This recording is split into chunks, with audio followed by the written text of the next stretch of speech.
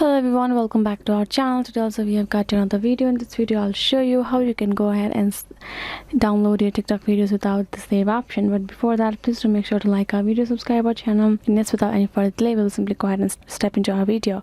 For that purpose, let's go ahead and open our TikTok account first. Once your TikTok is open, what you're gonna do is you can simply go to this profile option given below and go to your drafts over here. So if you want to download a particular draft, you can go ahead, tap on the draft over here, and you will be able to find this download or save option given on top.